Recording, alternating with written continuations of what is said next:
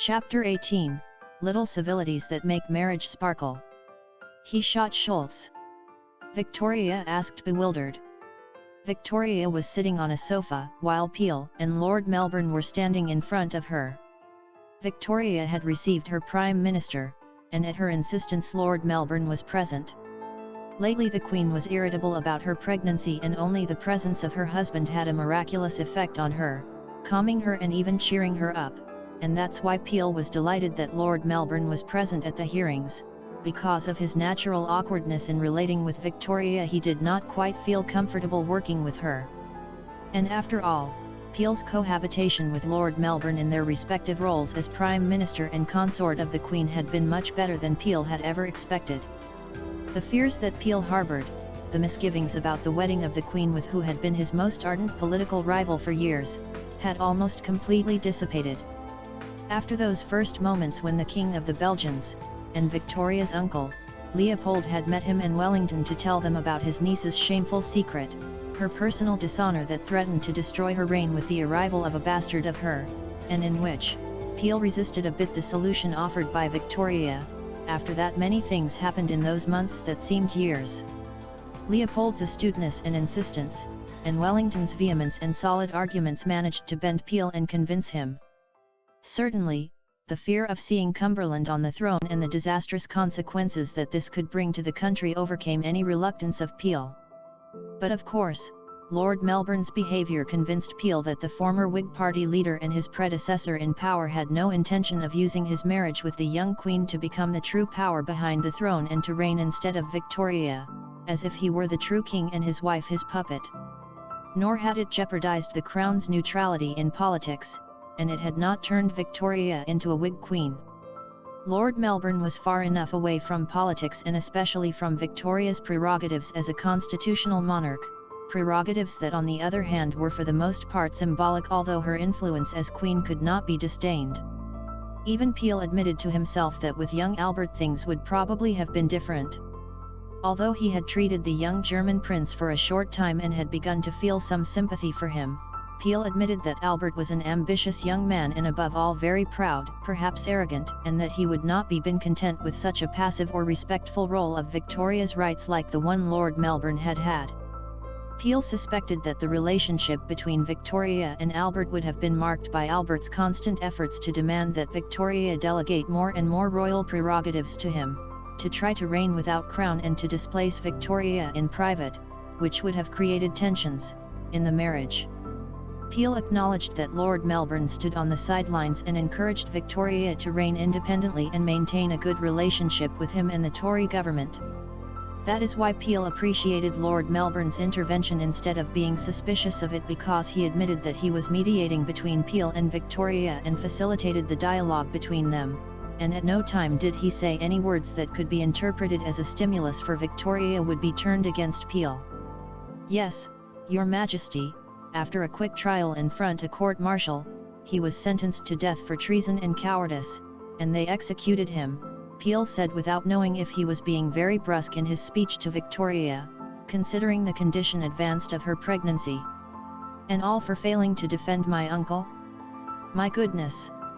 If a soldier of my guard failed to protect me, even if it were for cowardice, even if as a result I was murdered, he would not be executed. I believe that in the worst case he would go to jail for a few years, not I know, I'm not an expert in criminal law, but I think I'm not wrong, right? Victoria said, still a little surprised. I would have to ask the Attorney General, I'm not sure, but I think you may be right, ma'am, Peel answered sincerely, and making a mental note to remember that he should ask the Attorney General to take answer to Victoria in a next meeting and thus show her that he was heedful any doubt or concern from her. Victoria, the problem is that we live in a democracy, or something that is almost a democracy. Lord Melbourne interjected and smiled wryly, remembering that a system of government could not be considered totally democratic until all adult men had the right to vote regardless of the level of his economic patrimony, as it happened in the United States and as it still did not happen in Great Britain, and for that reason the aristocratic government of Great Britain was liberal, constitutional, and even partially democratic, but not totally, unlike Hanover, where what exists is the dictatorship of a tyrant. The face of Lord Melbourne hardened to remember the man who he had beaten for insulting his wife.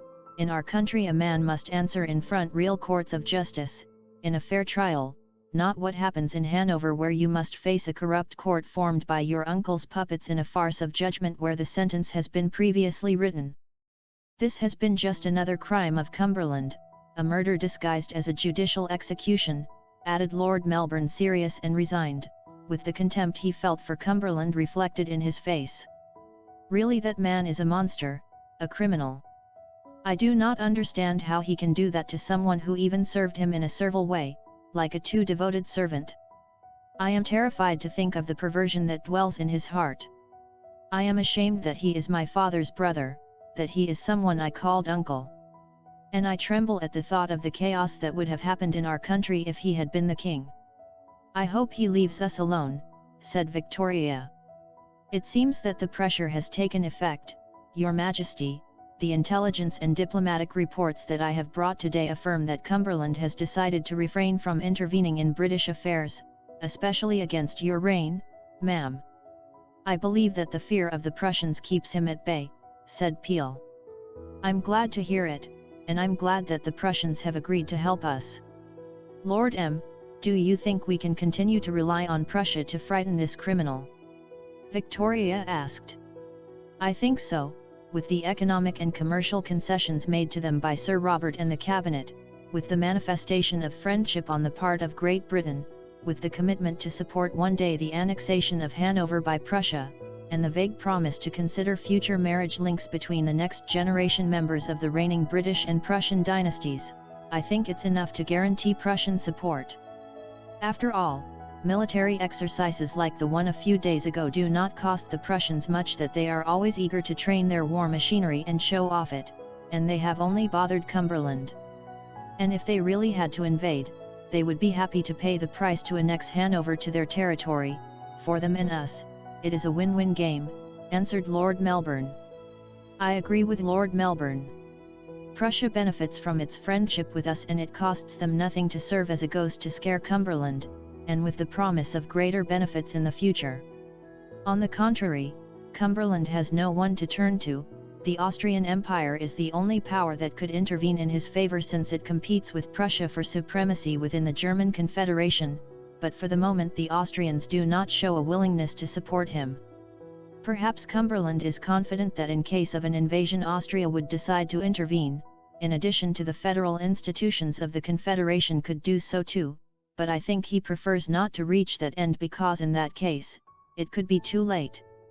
I think Cumberland is scared and disoriented, because for the first time he lives in a situation of vulnerability and uncertainty about his future, without British protection and even seeing an enemy in the British Crown, said Peel, speaking more comfortably, doing it as he would in a political meeting or in a session of the House. Then let's trust that fear keeps him on the right path, concluded Victoria, speaking as the Queen. The audience continued for a little while Peel reported other official matters to the Queen, for her formal knowledge, while Lord Melbourne remained almost silent and in a discreet background, only intervening a few times to facilitate the dialogue between Peel and Victoria, and him serene her, in front, indications of which she began to be impatient, perhaps by the discomforts. At the end of the hearing and after Peel retired, Lord Melbourne sat on the sofa and made Victoria lay her back and head on his legs, while she raised her legs to the sofa and lay on her back. How do you feel now, my love? Lord Melbourne asked as he stroked Victoria's hair with tenderness and saw the beautiful blue eyes of the girl. Well, not so bad. A few minutes ago I felt a bit dizzy, but I've been getting better. Maybe hearing the name of my uncle makes me sick even more than usual these days, Victoria answered. Ma'am, you must not let the news about that scoundrel disturb you. You must keep calm. I told you that your peace of mind is as important to your physical health in this trance as the best medicine.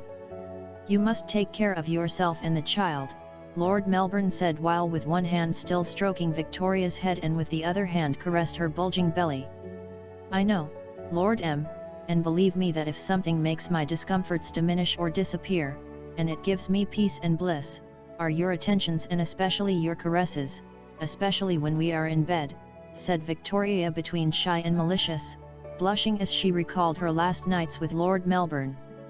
"I know, my little naughty," Lord Melbourne replied, and with his hand he traced a path from Victoria's belly to her breasts, caressing and squeezing one through the fabric of the dress that covered it, making Victoria gasp in satisfaction. "They are great, they are my favorite toys," he added mockingly, while continuing to squeeze her breasts through the dress. "God mine! I want to take off my dress so you can enjoy them at your whim.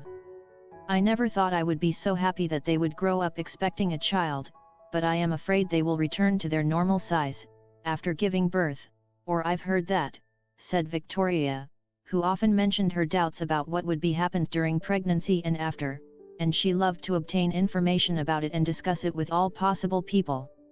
"Certainly, your breasts will return to their normal size, sometime after childbirth, but do not worry, then I will look for a woman with big breasts," said Lord Melbourne, looking serious.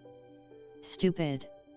exclaimed Victoria, looking angry as she punched her husband in the arm, and both laughed. "Victoria, your breasts were already big enough and beautiful before, at least that could appreciate in the necklines of your dresses. In any case, they are the only breasts of woman I want to caress, squeeze, kiss, lick and suck," Lord Melbourne replied, and he lowered his head to give her a long and passionate kiss in the mouth.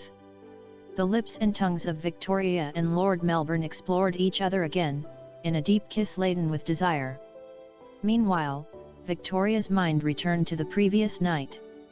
That night, like every night since the day of the incident between Lord Melbourne and Cumberland, Lord Melbourne made love to her passionately but with care for her pregnancy. Like the first time between them, Victoria lay on her side, on her left side on the bed, her back to Lord Melbourne as he penetrated her. But this time Victoria was totally naked, like Lord Melbourne. He caressed and squeezed Victoria's breasts, pinched her nipples, and kissed her head and smelled her hair. Victoria panted and uttered laments of pleasure, groans that were increasing as Lord Melbourne continued to move inside her, lunging and piercing her inside with his virile member. She turned her head and sought his lips to kiss him, and Lord Melbourne accelerated the rhythmic movement of his penetration, until Victoria finally uttered a couple of screams of pleasure and Lord Melbourne dug deep into her and reached the climax, spilling his cum into her wife's intimate cavity. Then Lord Melbourne placed his fingers on Victoria's cheek and made her turn her head to kiss her deeply on the lips, then caress her body, including her belly. Victoria still shivered with pleasure as she remembered those moments, and now, leaning on her husband on the sofa, she writhed a little, with the gesture of a satisfied kitty on her face, which excited Lord Melbourne. "Lord M. I do not want to give up our privacy. Now that I enjoy married life with you, I do not want to stop doing it. Do you think I'm shameless about that?" Victoria said shyly while playing with Lord Melbourne's tie with her little hand. "Do not be silly, ma'am. Wanting to love a man with your body cannot be a shame, especially if it is your husband and you are in love with him. I think you should forget the puritanical nonsense that your beloved Baroness Lazen had put in your head. I do not want to give up intimacy either with you, but you know that soon it will be inevitable, but do not worry, there are other ways to enjoy the pleasure without having me inside you, but ways that are also very exciting and pleasurable," said Lord Melbourne with a gesture of desire in the face and the voice loaded with lust. "Really? You're a surprises box, Lord M." Victoria exclaimed with a mischievous gesture and bright eyes. "Pleasant surprises for you, ma'am," Lord Melbourne replied and kissed her again with passion. That night they did not experience these new ways of loving each other, because Victoria felt nauseous and retired early to sleep, and Lord Melbourne accompanied her to entertain her with his talk and embrace her until she fell asleep. Both slept peacefully, with Lord Melbourne sleeping on his back, with 2 pillows behind his head to lift it up and remind him a bit of the feeling of sleeping in his old armchair, and Victoria slept hugging him, with her head resting on Lord Melbourne's chest as if it were her pillow. He wrapped his arm around her and his hand rested on Victoria's belly as if protecting the woman and the child in her womb. But at one point in the morning, Victoria woke up, feeling the need to urinate, something that happened to her more often now. She tried to move carefully, but Lord Melbourne woke up with his wife's movements. "Where are you going, Victoria?" Lord Melbourne asked, half sleepy. "Excuse me, I did not want to wake you up, it's that I have to. I need to satisfy an urgency, a physiological need," Victoria said timidly. "Do you need to go to the privy?" Lord Melbourne asked attentively. "No, my chamber pot is enough for me," Victoria replied with some embarrassment, because there were still traces of shame in her, as if she did not get used to seeing Lord Melbourne as her husband. "Come on, I'll help you," said Lord Melbourne, removing the coverlet and sheets to reveal him and Victoria, as he moved to get off the bed. "No, Lord M, do not bother, Victoria replied embarrassingly. "Don't be silly, Victoria, in your current condition, I know that it is difficult for you to move, and I do not want you to trip or slip and fall. At this moment it would be dangerous," said Lord Melbourne kindly. "But I did not want to bother you. I can call Lazan," Victoria said. "My love, I am your husband and I have the obligation to take care of you and help you in everything. You do not need to resort to anyone else, for that I am," said Lord Melbourne, stroking her cheek and kissing her lips. Lord Melbourne got out of bed and found the chamber pot, and put it on the floor near the bed, on the side Victoria was sleeping on, while she watched. Then he gave her his hand and Victoria took it, and Lord Melbourne helped her out of bed. Lord Melbourne continued to hold her hand while Victoria stood over the chamber pot, with it between her bare feet. Victoria hesitated a moment. "Ma'am, I think you're supposed to lift your nightgown and bend over, or at least that's heard," said Lord Melbourne mockingly, with a funny and charming smile on his face. "I think I have some experience with it, Lord M," Victoria replied mockingly, while blushing because she actually felt a little embarrassed about having to pee in front of her husband. Victoria lifted her nightgown up to her waist with one hand, while Lord Melbourne was still holding her by the other hand. Then she bent down and crouched over the chamber pot, while she kept holding her nightgown up with one hand and Lord Melbourne holding her by the other so she would not fall. But she did not urinate immediately. "Do you need me to whistle or sing, ma'am?" Lord Melbourne asked mockingly and amused. "You're a fool. It would be better if you did not see me," Victoria replied, feigning anger but fun. "All right, although there is something erotic about a woman urinating," said Lord Melbourne, apparently teasing. "Perverted!" exclaimed Victoria, and both laughed out loud. "Do not make me laugh, William. I'm going to end up making a mess on the floor." After a few moments Victoria got to urinate, and Lord Melbourne turned his face to not see her while doing so, and so she did not see his smile funny. When she finished, Lord Melbourne felt Victoria pull a little from his hand and he reached down to help her up and led her back to the bed. The next day, long after dawn, Victoria was still lying in her bed, while Lord Melbourne, who was dressed in a robe over his nightwear, was sitting on the edge of the bed at the feet of Victoria, and Baroness Lazan was standing, next to the head of the bed, talking to both of them. "Lord Melbourne, those kinds of tasks are unworthy of you, the consort of a British Queen. You should not demean yourself to do those activities. You should have called me to attend to your Majesty," said Baroness Lazan, as if she were scolding Lord Melbourne and even to Victoria. "Baroness, I believe that a husband should treat his wife with affection, regardless of their status in society, and what greater privilege for the Queen's consort to attend to her in any of her needs," answered Lord Melbourne mockingly and with a charming smile. "Lazan, if Lord Melbourne wants to take care of me and help me, you should not complain. Also, you know that in my condition it is difficult for me to do even the smallest things, and if I had to wait until I called you and you came to my bedroom to help me, I could to end up urinating without the chamber pot, in bed or on the floor. Not to mention that it would cause Lord Melbourne more trouble. If I do have to interrupt his dream, let it be for something useful and ephemeral," Victoria replied a little impatiently. Baroness Lazan frowned, and by the gesture of her face it was clear that she did not agree, but she refrained from continuing to protest. Lord Melbourne took a small bottle from his side, on the bed, and removed the lid.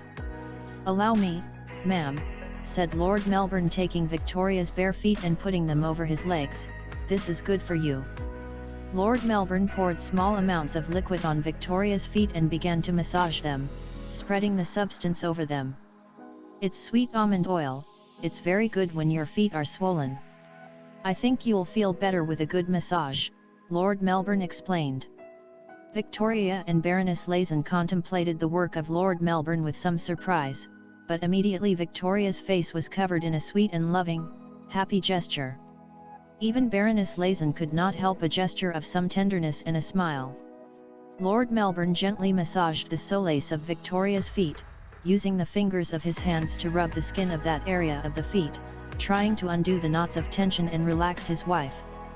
The fingers of his hands went up and sank between her toes, while she smiled with pleasure. "Lord Melbourne, that should also be the work of Her Majesty's servants," said Lazen, as an affectionate reprimand. "Lazen, if my husband wants to give me a massage, I will not be the one to prevent it." "I also doubt that anyone will do it better," Victoria replied, smiling. Lazen sighed and so resigned to that couple who looked so in love and happy, and was happy for the joy of Victoria, whom she loved as if it were her daughter. She decided to give the couple privacy. "With your permission, Your Majesty, I'll go see how things are going this morning and order Miss Scarrett to be ready for you when you need her," Lazen said, and after Victoria gave her permission, she left. "Really, you are a very skilled man, with many amazing hidden abilities, Lord M. Now I discover that besides politics, history, law, arts, and other knowledge, you know how to help me as if you were my personal maid, and you can give me some wonderful massages. I am very lucky to have a husband who knows how to do anything, from ruling an empire to massaging his wife's feet," Victoria said with a sweet and mischievous smile. "Ma'am, I think men have a lot to learn from women. You all can do 1,000 things and all very well, and we usually can only do a couple of things relatively well. I try to emulate women as much as possible and be skillful in many things, particularly if it serves to make my wife happy," replied Lord Melbourne with a charming smile and bright eyes, while still massaging his wife's feet. "And how did you learn the art of massage? With your first wife?" Victoria asked with some shyness, as if afraid to mention the subject, and a little jealous of the deceased woman. "No, it was with my mother," answered Lord Melbourne, funny. "With your mother?" Victoria asked, surprised and curious. "Yes, with my mother," Lord Melbourne said with a gesture on his face that reflected nostalgia, tenderness, and a certain sadness. "When I do not know, maybe 10 years old, or 11, my mother called me to her bedroom, where she was alone, and she said, 'Son, you must learn some useful things with which you will make happy to a woman, especially to the one who marries you. Some you will have to learn them on your own, but at least this one, I can teach you,' and then she handed me a jar of almond oil. She lay down on the bed and told me to spread the oil on her feet and give her a massage. She guided me, told me how to do it, not too slow, not very fast, neither with great force nor with little force, being delicate but at the same time with enough friction to overcome the tension, making pressure with the tips of the fingers, making circular movements and other times from the bottom up. The idea is that you feel like my hands are stretching and relaxing your skin, to break those points or knots where the pain accumulates, and using the oil to diminish the swelling. You will see how little by little your feet feel better, and then your whole legs, when the welfare goes up," added. Victoria looked at Lord Melbourne in wonder, saw his hands working on her feet with affection and devotion, and saw the tenderness in his face, seeing a semblance of the innocent child that he once was, that child who now seemed to peer out from the shadows of oblivion, that child who, like all children, are deluded to almost disappear by the weight of the cruel pain of adult life, particularly painful in the case of Lord Melbourne. But something about that child survived and now appeared in the beautiful eyes of Lord Melbourne when he spoke of his sweet memories of his absent mother. And for the first time, she saw him as sweet and pure, just as on that night of the incident she had known other unexplored aspects of him, from the savage anger of the wounded man to the heartbreaking vulnerability of the man who had broken under the weight of so much pain. Now she was really getting to know him, and she felt the desperate desire to protect and comfort him, to hold him in her chest and tell him that everything would be fine, that she would take care of him as his mother once did, and like he took care of her. Because, after all, that was love. "I wish I had met your mother, she seemed to be a very special person," said Victoria with love and happiness. "Yes, she was. I would have loved it if you knew her, and I'm sure she would have loved you," Lord Melbourne said in a voice broken by emotion, with a smile and moist eyes. "And I would like to make you as happy, as she did to you when you were a child," Victoria said with a look that expressed pure love and tenderness, and also a protective, almost maternal instinct. "You already do," Lord Melbourne replied, touched, and with a gesture that expressed pure and innocent love, like that of a child. Lord Melbourne continued to massage Victoria's feet a few more minutes and then finished. "Well, ma'am, I think it's enough for today. Or do you have any other part of your body swollen that requires massage?" Lord Melbourne asked laughingly. "Well, to tell you the truth, I think there is another part of my body swollen that may require a good massage," Victoria said with a mischievous gesture as she lowered the top of her nightgown and left her breasts naked. "It's a pleasure to please you, ma'am," Lord Melbourne said with an amused smile and a lascivious look, approaching Victoria, who gave a little giggle of pleasure. A few minutes later Lazan went to knock on the bedroom door accompanied by Scarrat, but she heard through the door panting with pleasure and giggles from Victoria. "All the time, every hour. This must be a sin even in a married couple," Lazan protested with a snort. Miss Scarrat gave a little giggle, but then she became serious before Lazan's stern look. "Miss Scarrat, wait until there are no more noises and knock on the door, to attend to Her Majesty," said Baroness Lazan and withdrew. Scarrat listened and covered her mouth as she giggled. The night of that day, Victoria woke up surrounded by the arm of Lord Melbourne. She frowned and her face reflected a certain discomfort, and she tried to carefully move away from Lord Melbourne, but he woke up. "Are you going to urinate?" "I'll look for the chamber pot," said Lord Melbourne kindly and prepared to get up. "No, it's just, the problem is that it's not about urinating. I think the dinner was very heavy and I need to do something else," Victoria replied sheepishly. "I see, you have to go to the privy." "Well, I'll go with you," said Lord Melbourne. Victoria tried to dissuade him, but he insisted on accompanying her because he was afraid to leave her alone and she would slip and fall. Once she was in the privy, Lord Melbourne waited outside, but after a couple of minutes without hearing anything he asked if everything was fine. "Yes, Lord M, it's just that, now it's taking me longer to conclude this issue well," said Victoria, embarrassed and a little impatient. "Victoria, do you know the anecdote of Queen Joanna of Castile? It is said that she gave birth to her son Carlos, who would be King of Spain and Emperor of the Germanic Empire, in a privy. It seems that in the middle of a party, she had belly pain and thought that it was not because of her pregnancy but because of normal urgency, and when she was inside, she ended up giving birth on her own, without help, so future most powerful monarch of his time was born in a privy," Lord Melbourne said mockingly. "That does not help, Lord M," Victoria exclaimed a little angry. "In addition, the English queens are not like the Spanish queens. I do not intend to give birth in a privy. It is heartening to hear it, ma'am. It would be shameful if a possible heir of the British crown could fall into the privy's hole as soon as it was born. It would not be a very honourable way to start its life," Lord Melbourne said, suppressing laughter. "Stupid!" Victoria exclaimed in disgust, but then when Lord Melbourne burst out laughing, she could not help laughing too. "Lord M, do not be bad. Already it's hard enough for me as if to make me laugh out loud in this unseemly position," she added, still laughing. Lord Melbourne was silent, smiling amused. A couple of minutes passed and Victoria finished, but then he heard Victoria give a little cry of disgust. "Victoria! Are you okay?" Lord Melbourne asked, a little worried and willing to enter the privy.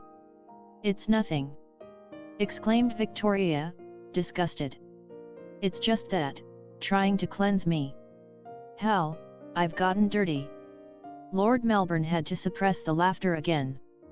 A couple of minutes later Lord Melbourne and Victoria were back in the bedroom, sitting on 2 chairs next to a small table, on which was a bowl of soap and water, and some towels. "Victoria, give me your hand," said Lord Melbourne in an affectionate tone. "No," Victoria replied as a spoiled and embarrassed girl. "Victoria, give me your hand, now," said Lord Melbourne more firmly, like a father who speaks to his little daughter when she acts rebelliously. "I'm ashamed," Victoria replied, almost pouting. "Don't be silly, my girl, let me cleanse you," said Lord Melbourne affectionately again. Victoria slowly extended her arm, and Lord Melbourne took it, and with water, soap, and a towel he began to clean her with affection and tenderness as if she were a small girl. "You do not know how many times I had to clean my son, even at an age when it was no longer necessary for normal kids," Lord Melbourne said sadly and with some nostalgia. "I did it with affection and dedication, it never bothered me, on the contrary." "But you had servants to do it," said Victoria a little curious. "But sometimes a child needs his parents, not a servant," said Lord Melbourne nostalgic. "But I'm not your daughter, Lord M," Victoria replied with a smile. "Victoria, you are my daughter, you are my daughter, my friend, my mistress, my mother, my pupil, my desire, my life, all that and more is for a man the woman who loves, and especially you for me." "That will be always you for me, ma'am," replied Lord Melbourne. They both looked at each other tenderly, and then Lord Melbourne continued to clean Victoria's hand and forearm. "Once someone said that when a prince goes to the privy the result is equal to that of a beggar when he goes to that same place," said Lord Melbourne ironic and mocking, "and he was right, that makes us equal to all, it's the best sign that in the end, all men are same. And from what I checked today, when a queen goes to that place the result is the same as when a washerwoman goes." "Stupid!" Victoria protested angrily as she withdrew her hand and kicked her husband. Lord Melbourne burst out laughing and Victoria did the same. Then Lord Melbourne took Victoria's hand again to finish cleaning and drying it. "When our child is born, I will teach you to wash it, as I do with you," said Lord Melbourne affectionate. "Our child?" Victoria asked surprised and excited. "Yes, our child, yours and mine," replied Lord Melbourne affectionate. Victoria's eyes filled with tears, and getting up she sat down later in her husband's lap and kissed him on the lips. Now Victoria knew that after all, the child she expected would have a father.